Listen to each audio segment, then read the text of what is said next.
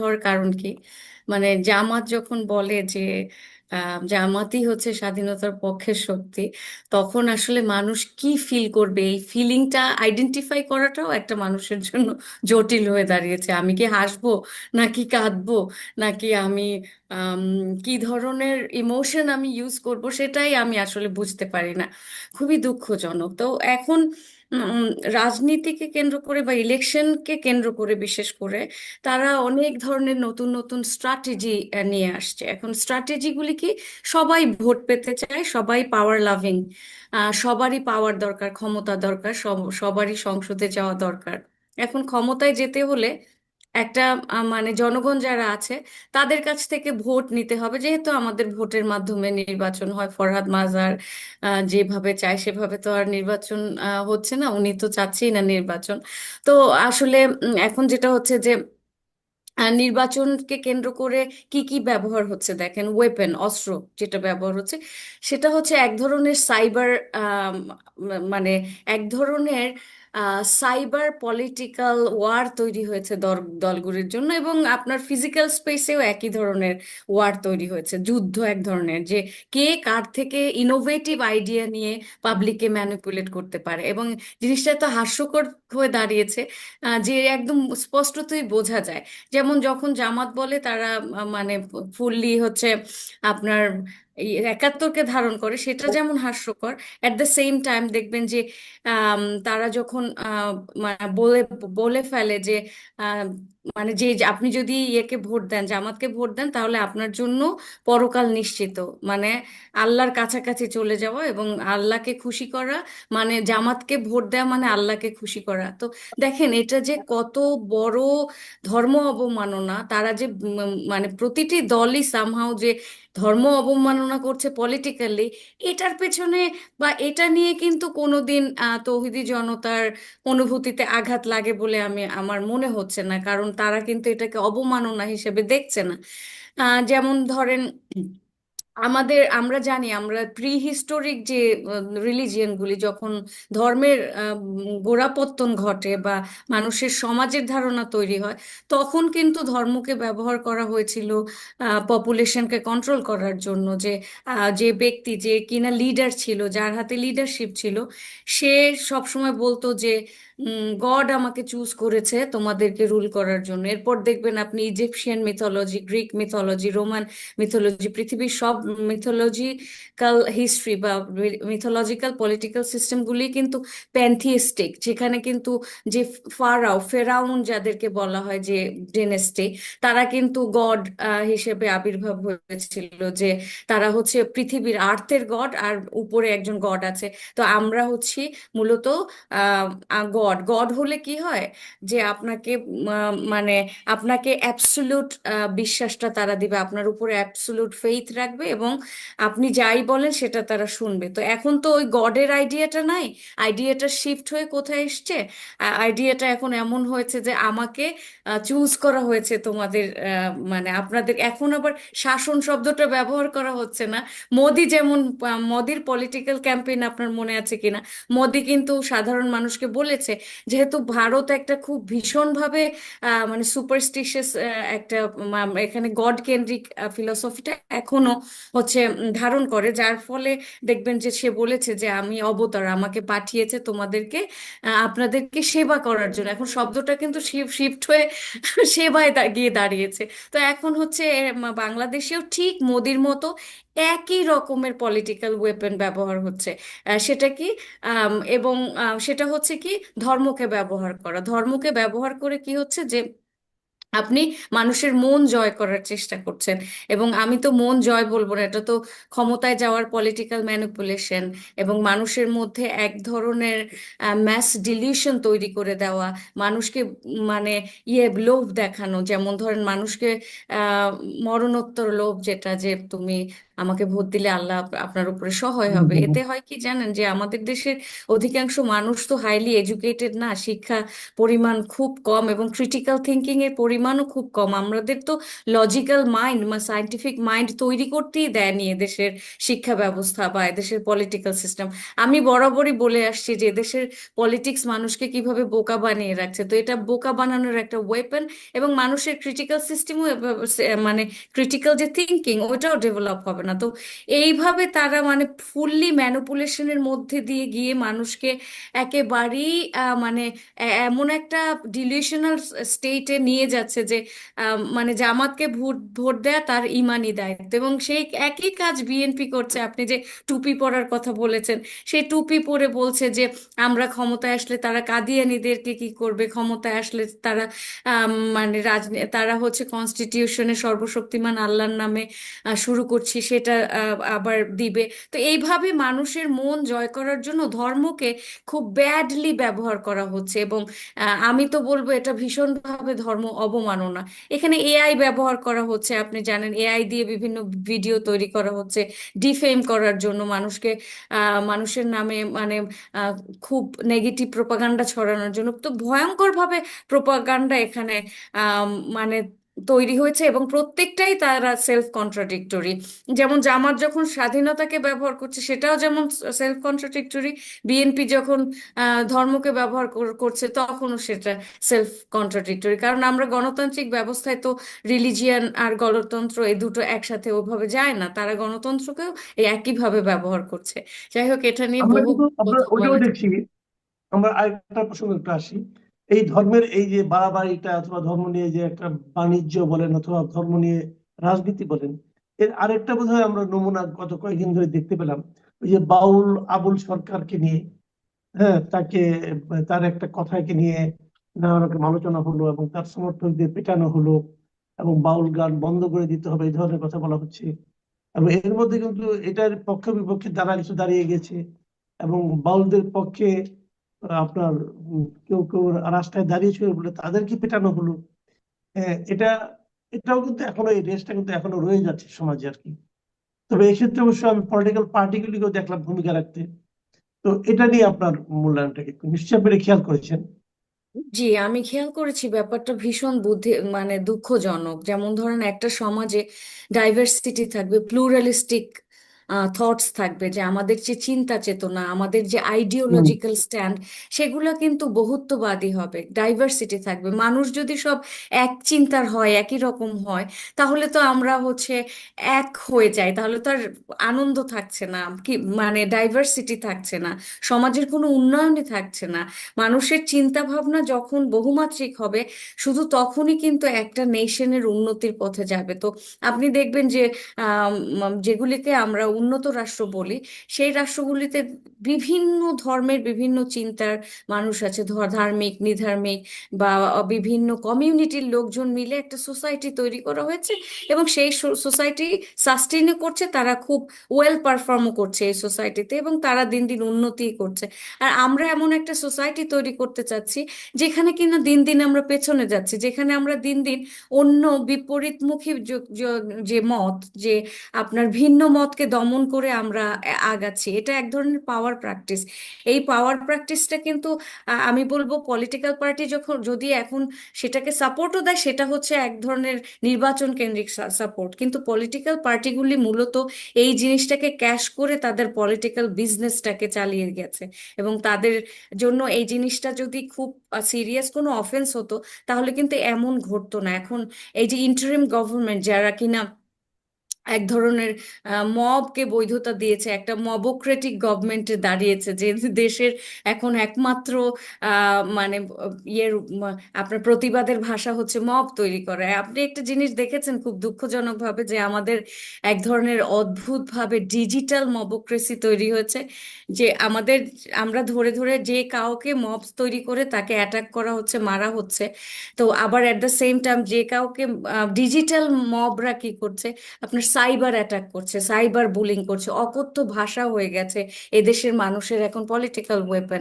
ঢাকা বিশ্ববিদ্যালয়ের একজন শিক্ষক যখন বলে যে আপনি মানে জেন জির ভাষা হচ্ছে এটা, এটা গালি না, এটা খুব স্বাভাবিক, গালি হচ্ছে জেন জির ভাষা, তাহলে আপনি যদি এই জিনিসটাকে বৈধতা দেন এবং এই জিনিসটাকে রোম্যান্টিসাইজ করেন, হ্যাঁ, আম, তাহলে তো আর ওই দেশের উন্নতির কোনো রাস্তা নেই। তাহলে এইগুলি তৈরি করেছে বুদ্ধিভিত্তিক যে সমাজ আছে আর কি, আমাদের দেশের যে ইন্টেলেকচুয়ালস আছে, বুদ্ধিজীবী, শিক্ষক এবং রাজনীতিবিদরা মিলে এমন একটা জায়গা তৈরি করেছে যে যেখানে কিনা বাউলকে আপনার আক্রমণ করা হয়, কারণ তারা মাজারপন্থী, মাজারপন্থীকে আপনি গ্রহণ করতে পারবেন না।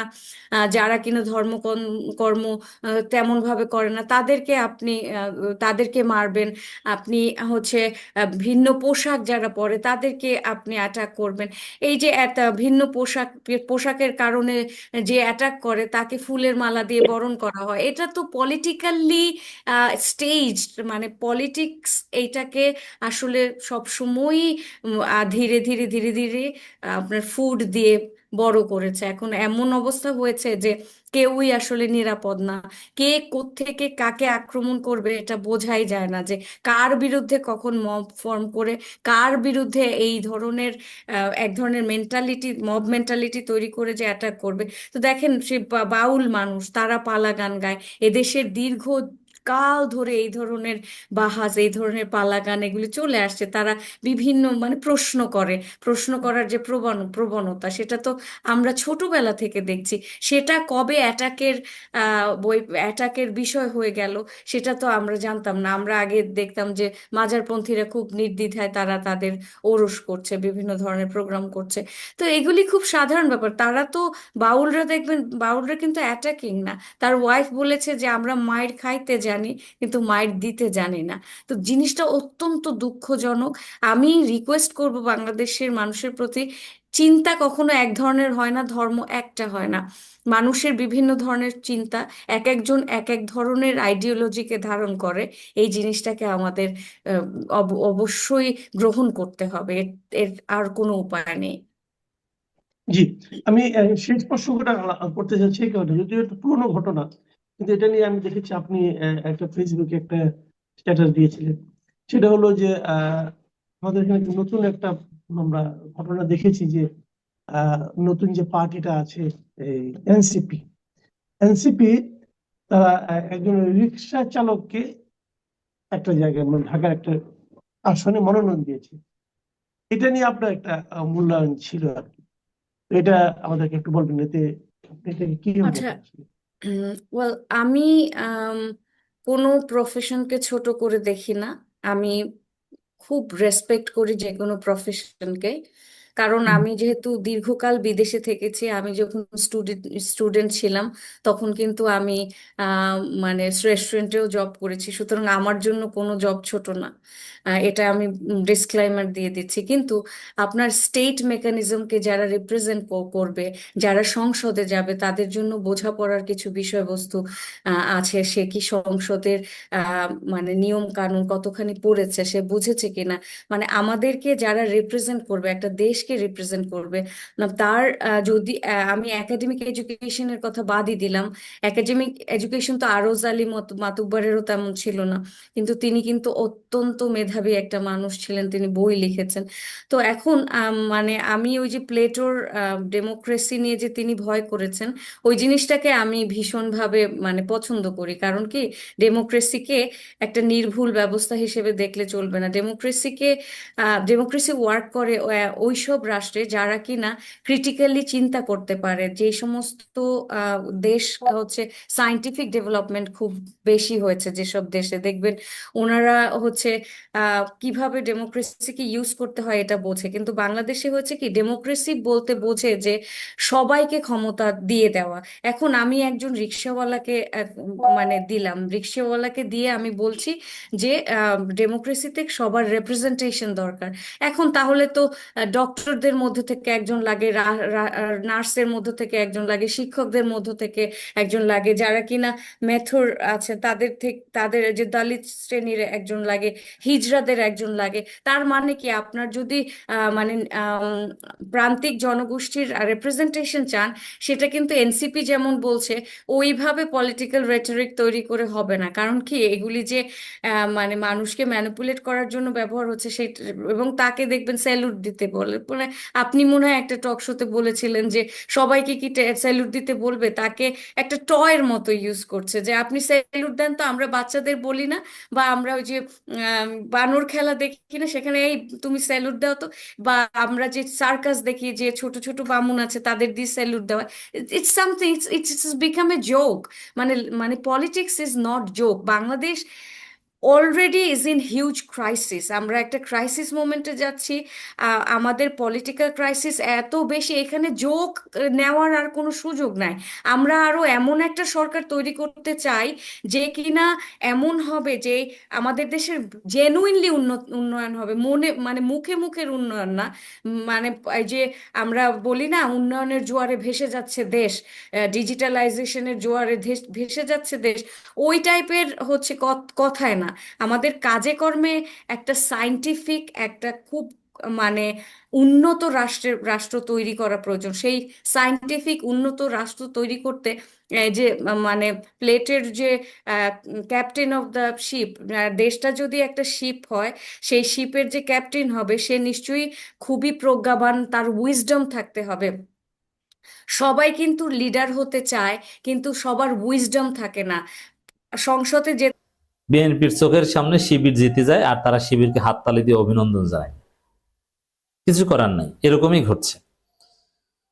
নির্বাচনের তফসিল ডিসেম্বরের দ্বিতীয় সপ্তাহে সিইসি, এরই মধ্যে স্পষ্ট হয়ে গেল যে তারেক রহমান আসতে পারছেন না, তারেক রহমান আসছেন না। তাহলে কি দাঁড়ালো? যে নির্বাচন কমিশন, সিইসি বা ইসি তারেক রহমানের জন্য একটু অপেক্ষা করলেন না। অ্যাটলিস্ট দেখতে পারতেন যে ডিসেম্বরের শেষে ঘোষণা করে, ডিসেম্বরের শেষে ঘোষণা করলেও কিন্তু নির্ধারিত যে সময় ফেব্রুয়ারির মধ্যে বা রোজার আগে নির্বাচনটা করা যায়। তো তারেক রহমানের জন্য আর একটা মাস একটু অপেক্ষা করে দেখতেন যে ঠিক আছে, ডিসেম্বরের প্রথম সপ্তাহ বা দ্বিতীয় সপ্তাহ না করে আমরা শেষের দিকে করি, এই সময়ের মধ্যে যদি তারেক রহমান আসেন সুযোগ দিই। না, তারেক রহমানের জন্য একটু অপেক্ষা করলেন না, একটু মূল্যায়ন করলেন না। এটি হচ্ছে রাজনীতির নিষ্ঠুরতা। যে তারেক রহমানের লিস্ট থেকে নাসির সাহেব সিসি হয়েছেন বা ইত্যাদি ইত্যাদি, সে তারেক রহমানের জন্য অপেক্ষা করতে পারছেন না। ইউনূস অপেক্ষা করছে না। বাংলাদেশের রাজনীতির এবং নির্বাচন ট্রেন ছেড়ে যাচ্ছে তারেক রহমানকে বাদ দিয়ে। বাংলাদেশের রাজনীতির দৃশ্যপট থেকে তারেক রহমান হারিয়ে যাচ্ছে। তারেক রহমান এক ব্যর্থ সন্তান, এক ব্যর্থ নেতা, এক হতভাগা সন্তান।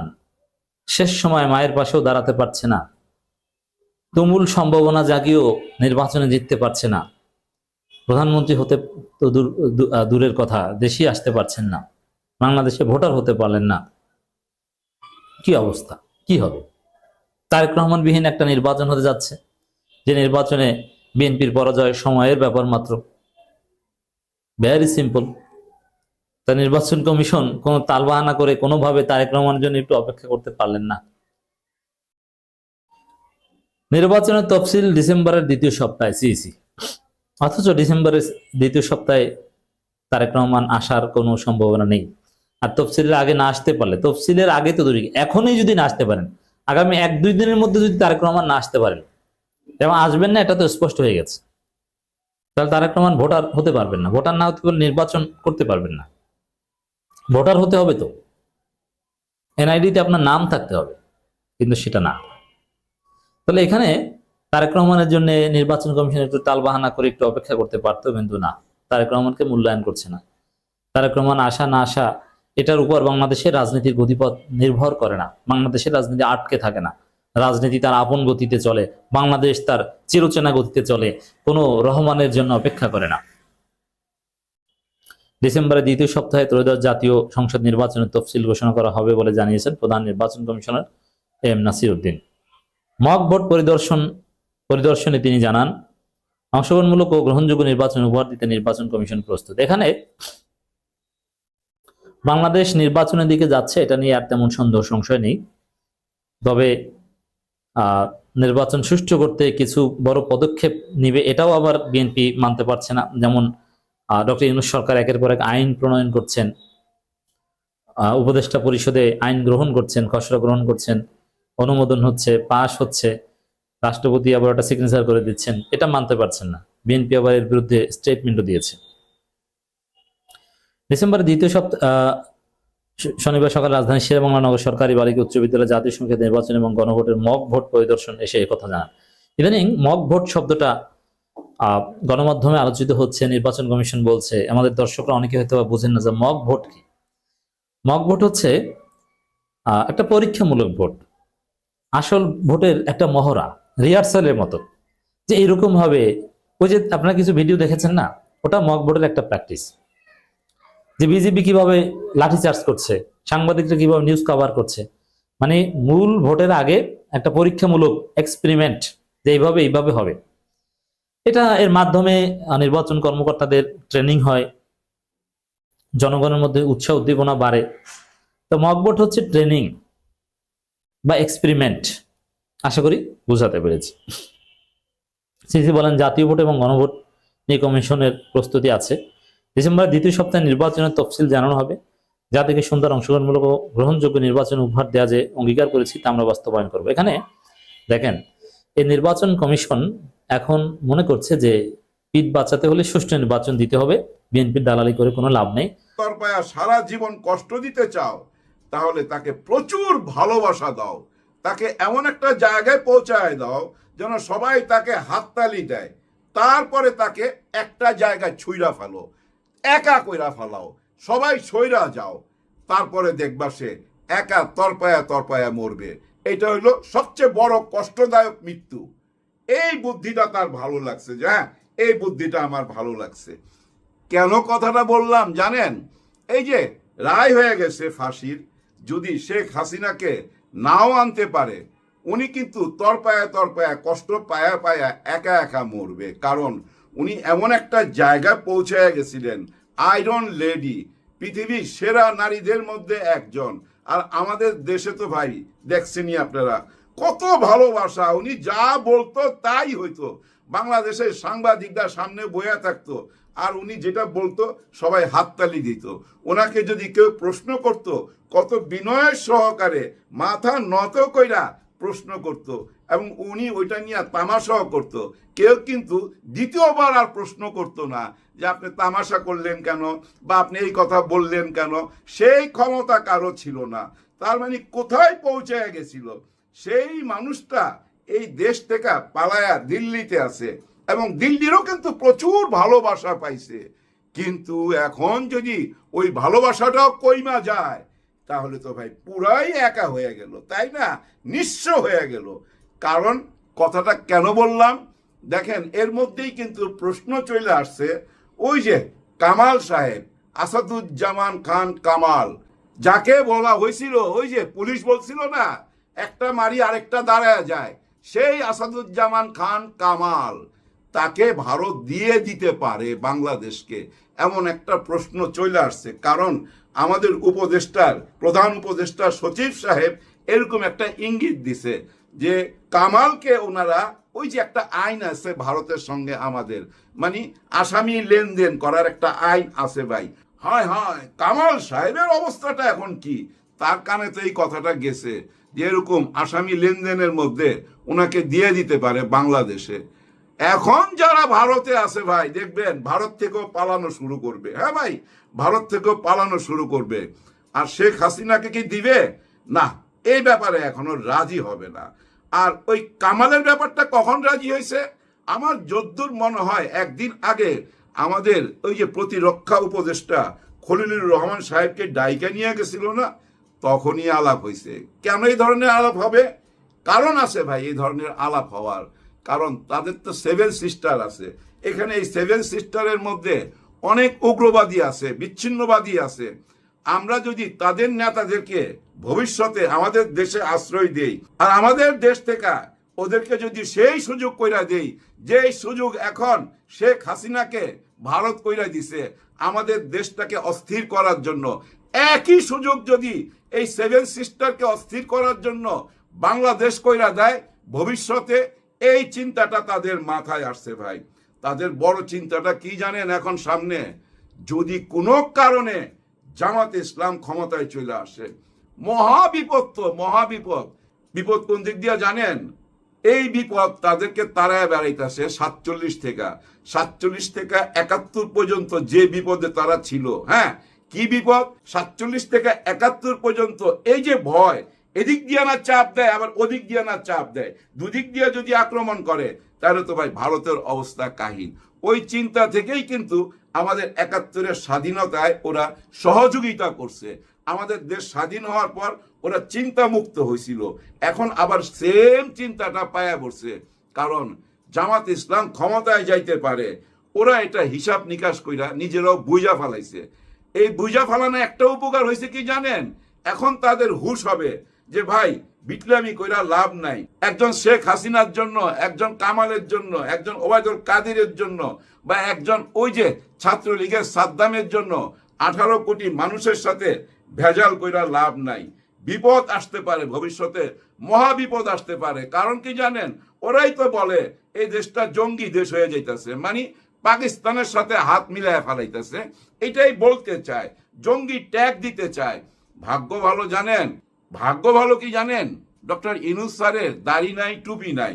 দাড়ি টুপি থাকলে যেভাবে জঙ্গি জঙ্গি বলতেছিল, পুরা বাস্তবায়ন কইরা ফেলাইতো। যাই হোক, ওই জঙ্গি নাটক বেশি দিন চলবে না। এই নাটক আমাদের দেশের মধ্যেও চলতেছে, অনেকেই বলার চেষ্টা করতেছে অনেক কথা, কোনো কথাই কোনো কাজ হবে না। কারণ কি জানেন? মানুষ বুঝতে শিখে গেছে, তো মানুষকে বেকুব ভাবার কোনো কারণ নাই। দেখেন, এই যে আমি কিন্তু এনসিপি কে অনেক ভালোবাসা দিছি, এখনো ভালোবাসি। আর জামাতে ইসলামের পক্ষে যে আমি কথা বলি, এটা আমি লুকাই না। কারণ কি? কারণ একটাই ভাই, যে জামাতে ইসলাম তো আর জানে না কিভাবে চাঁদাবাজি করতে হয়। জামাতে ইসলাম জানে না তো ভাই আয়না ঘর কেমনে বানাইতে হয়। এই দলটা কিন্তু জানে না। এই দলটার কারো কিন্তু বিদেশে বাড়ি ঘর নাই। এই দলটা কোনো ব্যাংক লুট করে নাই। এই জামাতে ইসলাম কখনো আওয়ামী লীগের সাথে ক্ষমতায় গেছে, কখনো বিএনপির সাথে ক্ষমতায় গেছে। এই দল থেকে অনেকেই 2-4 জন মিনিস্টার হইছে।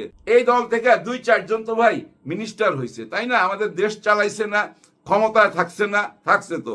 কিন্তু আপনারা বাংলাদেশের সমস্ত মিনিস্টারদের খোঁজ খবর বাইর করেন, তাদের তথ্য বাইর করেন, আর জামাত ইসলাম থেকে যারা ছিল তাদের তথ্য বাইর করেন। দেখেন একটা টাকার জালিয়াতি বাইর করতে পারেন কিনা, একটা টাকা লুট করছে কিনা বাইর করতে পারেন কিনা। পারবেন না ভাই, কেউ পারে নাই আজ পর্যন্ত, বহু চেষ্টা করছে। দেখেন ওনারা কি সুন্দরভাবে বলে, আমরা যদি ক্ষমতায় যাই প্রতি 3 মাস মানে 100 দিনের হিসাব আমরা এই দেশের মানুষকে জানাবো, যে আমরা এই 100 দিন কতটুক আগাইলাম এবং কি ছিল আমাদের পুঁজি, এখন কি আছে, এবং আমরা কি কি করতে চাই, সবকিছু আমরা জনগণের সাথে শেয়ার করব। আবার দেখেন এইটাও বলছে, তারপরে কি আমরা আর কোনো কথা বলবো না, শুধু 100 দিন না, তারপরে 100 দিনও আমরা কি করতে যাচ্ছি সেটাও আমরা জনগণের কাছে প্রকাশ করব। তার মানে বছরে এভাবে 4 বার ওনারা জবাবদিহি করবে বাংলাদেশের জনগণের কাছে। দেখেন পুরাপুরি ক্লিয়ার কথা, তাই না? আর আমরাও তো চাল চলনে দেখতে পাই, বুঝতে পারি না? দেখেন এই করাইল বস্তিটা আমার খুব কাছাকাছি। এই করাইল বস্তির সাথে আমার সম্পর্ক আছে, কারণ যখন করাইল বস্তি হয় নাই তখন একটা ঝিল ছিল এখানে, আর এই ঝিলে আমি সাঁতার কাটা শিখছি, আবার অনেককে সাঁতার কাটা শিখাইছি ভাই। বিখ্যাত এক গায়িকার মাকে আমি সাঁতার কাটা শিখাইছি এখানে। যাই হোক, একটা টাইমে এখানে বস্তি হয়ে গেল।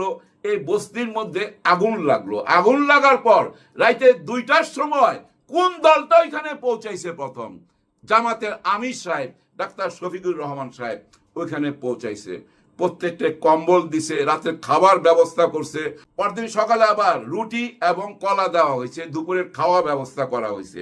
আপনারা ওইখানে যা জিজ্ঞাসা করেন যে ভাই এখানে কয়টা দল আসছিল, অনেকের নাম বলবে, কিন্তু পাশে দাঁড়াইছে কারা, খাবার দিছে কারা, রাতে শোবার সময় শীতের মধ্যে কম্বল দিছে কারা, জামাতে ইসলামের কথা বলবে। হ্যাঁ, এই জন্যই আমি জামাত ইসলামকে সাপোর্ট করি। এরকম অনেক উপমা আমি দিতে পারি এই মুহূর্তে, গত 15 মাসের, এর আগেরও ভাই অনেক কথা সামনে নিয়ে আসতে পারি, আনার দরকার নাই। এই জন্য আপনারা নিজেরাই এই মিডিয়ার মাধ্যমে জানতে পারতেছেন, সবকিছু বুঝতে পারতেছেন, যার ফলে আমি ওই যে নিরপেক্ষ ভাব থেকে ইউটিউবিং করুম, ওই ভণ্ডামিটা করতে চাই নাই। আমি সরাসরি ওনাদেরকে যে সাপোর্ট করি এটা প্রকাশ করি। এই প্রকাশ করতে গিয়ে আমার প্রাউড ফিল হয়, আমার ভিতরে একটা অহংকার আসে যে আমি একটা ভালো দলকে সাপোর্ট করতেছি, যারা এই দেশটাকে নিয়ে ভাবে, চিন্তা ভাবনা করে। আর এই চিন্তা ভাবনাটা শুধু আমার একা না ভাই, আপনাদের মধ্যে আসে নাই, নিশ্চয়ই আসছে। কিন্তু দেখেন, দেশের একটা জনগোষ্ঠী আবার উনাদেরকে কলঙ্কিত করার জন্য বহু রকম চেষ্টা করতেছে। আজকে উনাদের মহাসমাবেশ ছিল, ওই সমাবেশের একটা স্টেজ বানাইছে, ওই স্টেজটা ছিল টোটালটাই সবুজ আর কার্পেট ছিল লাল। এরকম লাল কার্পেট, সবুজ স্টেজ সব দলই বানাইছে ভাই, অতীতে সব। তিনি আপেল কমলা খেতে চাচ্ছেন না, মন্ত্রী হতে চাচ্ছেন না। এই এক অদ্ভুত মানুষ। এই মানুষটাকে নিয়ে গত 14 মাসে মানে অনেকেই ভীষণ রকম বিপদে আছেন।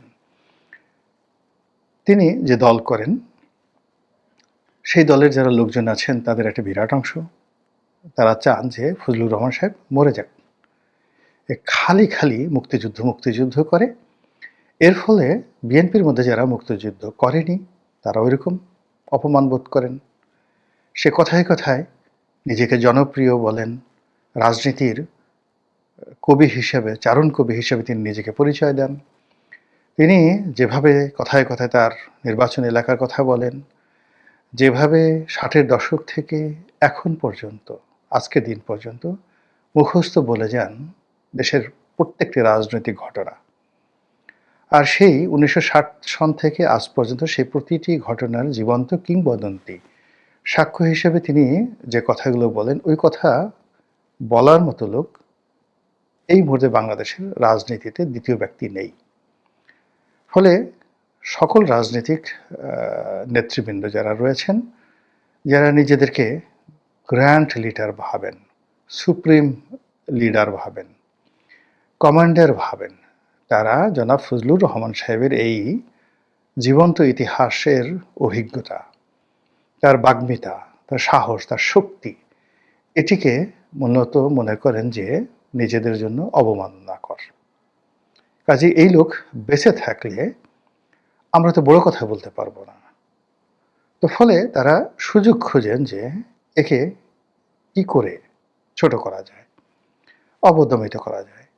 তো তাকে বলা হলো, এর নাম ফুজু পাগলা। তিনি সেটি নিয়ে স্যাটায়ার করলেন যে আমাকে ফুজু পাগলা বলা হলো, আমি এতে খুব খুশি।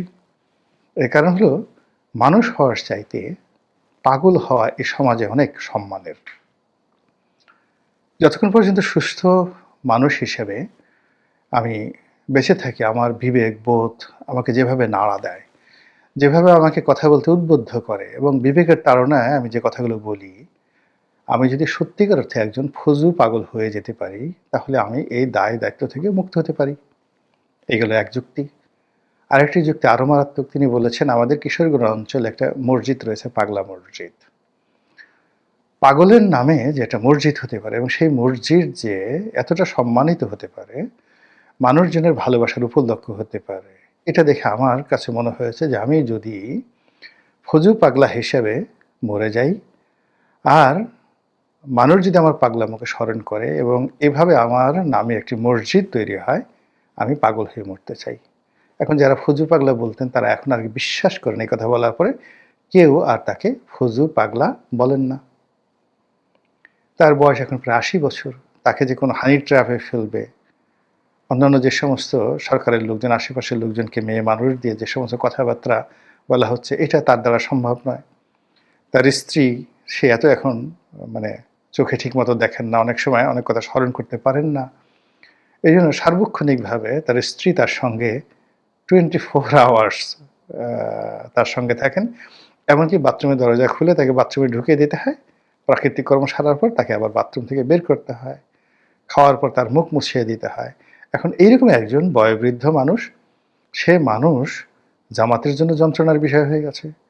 তিনি যে কথাগুলো বলছেন, এই রাজাকারের বাচ্চা, এই আলবদরের বাচ্চা, এই আশামসের বাচ্চা, এই কথা শুনলে মানে যারা ওই সময়তে রাজাকার আলবদর ছিলেন অথবা যাদের বাবা মা রাজাকার বা রাজাকারী আলবদর বা আলবদরে ছিলেন, তাদের জন্য জনাব ফজলুর রহমান আজরাইলের সেতু একটা বিপজ্জনক প্রাণীতে পরিণত হয়েছেন।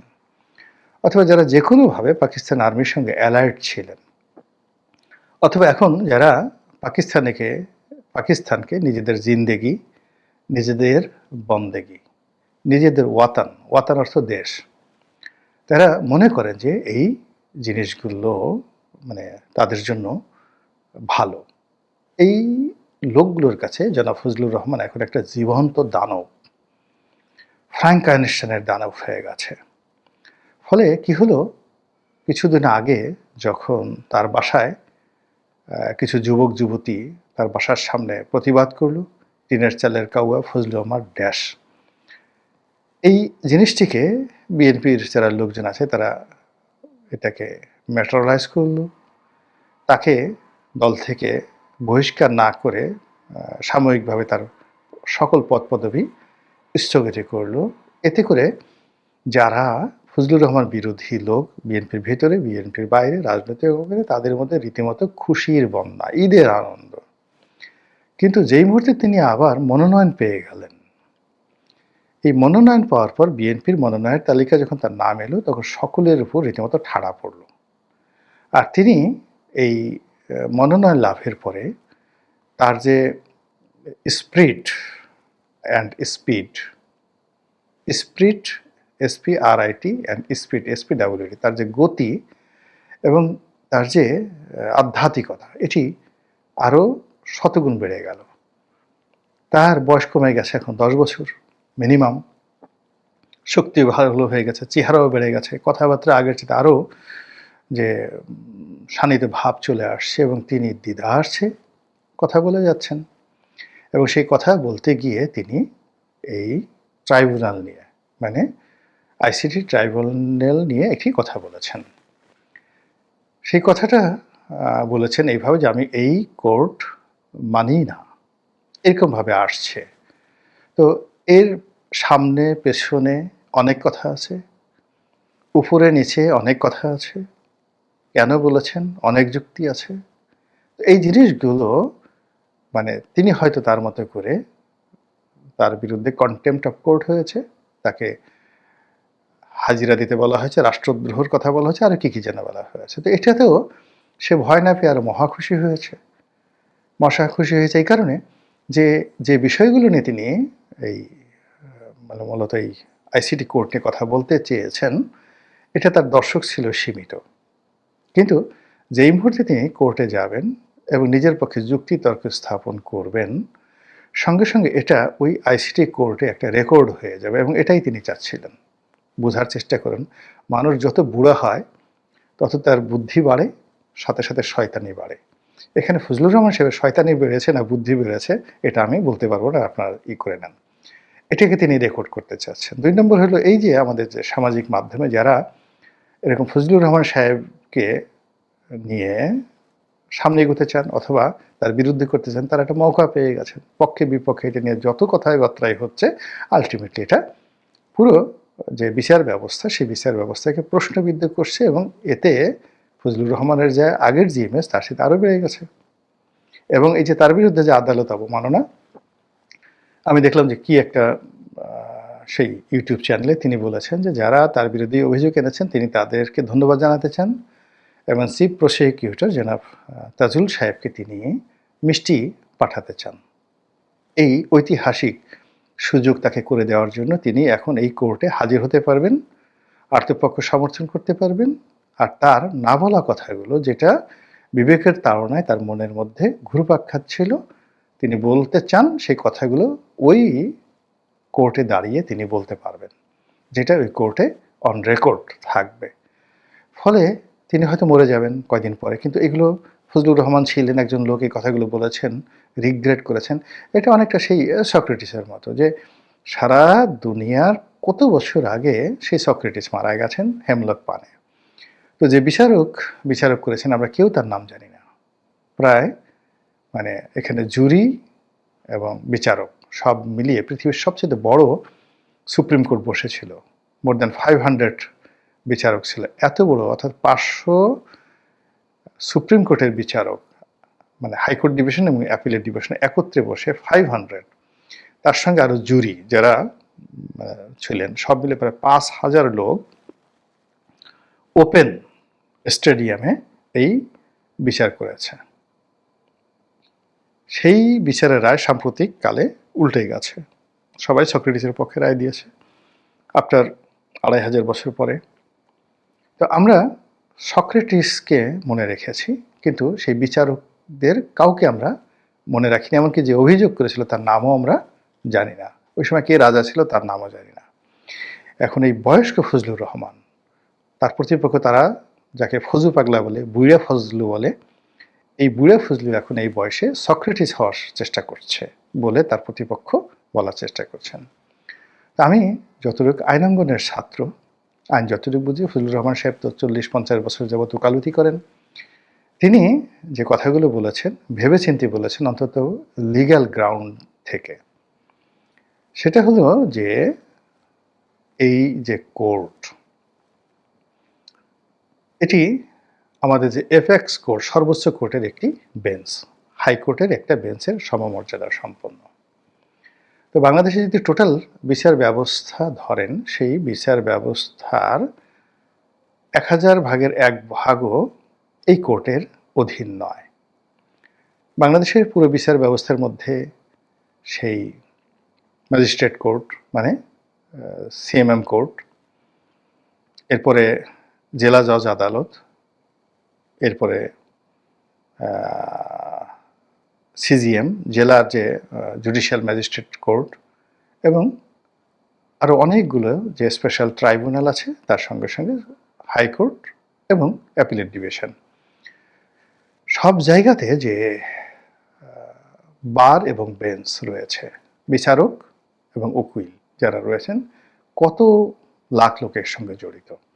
তো কাজেই এই যে আইসিটি কোর্ট, এই আইসিটি কোর্টে যা কিছু হচ্ছে এটা নিয়ে যদি প্রশ্ন থাকে, দুর্নাম হয়, বদনাম হয়, তাহলে এই পেশার সাথে যারা জড়িত, এনি বডি, যাদেরকে বলা হয় পার্ট অফ দ্য বেঞ্চ, এখানে উকিলরা তারাও কিন্তু কোর্ট অফিসার হিসেবে treated as a part of the court.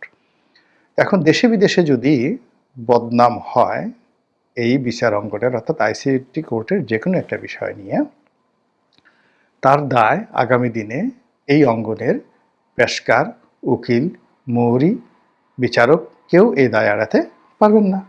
এখানে সবাই পক্ষ। তো কাজেই এই যে বিচারটা চলছে, সেই বিচারে জনাব Fazlur Rahman, he is also a part.